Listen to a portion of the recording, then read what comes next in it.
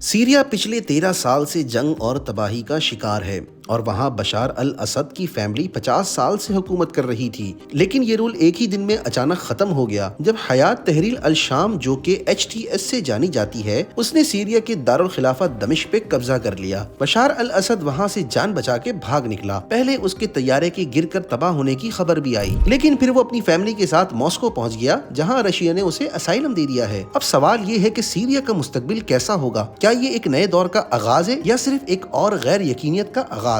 Syria के लिए ये एक हिस्टोरिक मोमेंट है। बाथ पार्टी और असद फैमिली, जो पिछली आधी सदी से मुल्क पर हुकूमत कर रही थी, उसका दौर अब ऑफिशियली खत्म हो चुका है। बशार अल असद, जो 2000 में अपने वालिद हफीज अल असद के इंतकाल के बाद प्रेसिडेंट बने, अब मॉस्को में असाइलम ले चुके हैं। उनका कहना था कि उन्होंने एक पीसफुल पावर ट्रांजिशन का ऑर्डर दिया, लेकिन इसके पीछे एक बहुत बड़ी शिकस्त और एक टूटी हुई रिजीम है। दमेस्कस, जहां अभी तक असद फैमिली का गुलामी का सिस्टम चलता था, अब एक आजादी के नारे से गूंज रहा है। लोग असद के पोर्ट्रेट्स और स्टैचूज को गिरा रहे हैं और एक नए सीरिया की उम्मीद का इजहार कर रहे हैं। लेकिन इस नए दौर के शुरू होने के साथ ही सवाल ये भी उठते हैं कि क्या ये नए चैलेंजेस और कॉन्फ्लिक्ट्स को जन्म देगा? असद का रूल हमेशा कंट्रोवर्शियल रहा। केमिकल वेपन्स का यूज, मुखालिफिन पर बदतरीन क्रैकडाउन्स और सेक्टेरियन पॉलिटिक्स ने उनकी रिजीम को एक ऑपरेसिव लेगेसी बनाया। लेकिन रशिया और ईरान की सपोर्ट की वजह से असद लंबे अरसे तक अपनी पावर को मेंटेन करते रहे। अब जब रशिया यूक्रेन की जंग में उलझा हुआ है और ईरान इजराइल के साथ अपने कॉन्फ्लिक्ट्स में कमजोर हो चुका है, असद को अपने सबसे बड़े सपोर्टर्स की सपोर्ट नहीं मिल सकी। बागी ग्रोह, खास तौर पर हयात तहरीर अल शाम, जो एक वक्त में अल कायदा से भी एफिलिएटेड था,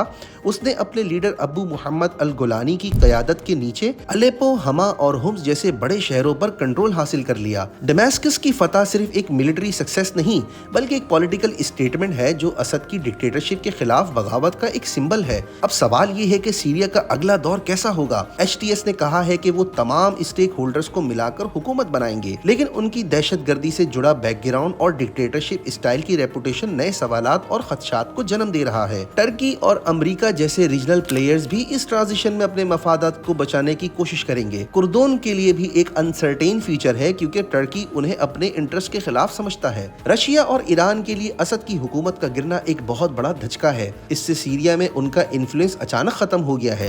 इसे बनाने में कई साल की मेहनत लगी थी, लेकिन अभी तक ये क्लियर नहीं कि इन मुल्कों का अगला मूव क्या होगा। क्या सीरिया एक डेमोक्रेटिक फ्यूचर की तरफ बढ़ेगा या एक और कॉन्फ्लिक्ट इस मुल्क को और ज्यादा डिवाइड करेगा? ये सिर्फ वक्त ही बताएगा। लेकिन फिलहाल सीरिया के लोगों के लिए ये एक उम्मीद, आजादी और खुशी का लम्हा है, जो उन्होंने कई दिहाइयों के जुल्म के बाद हासिल किया है।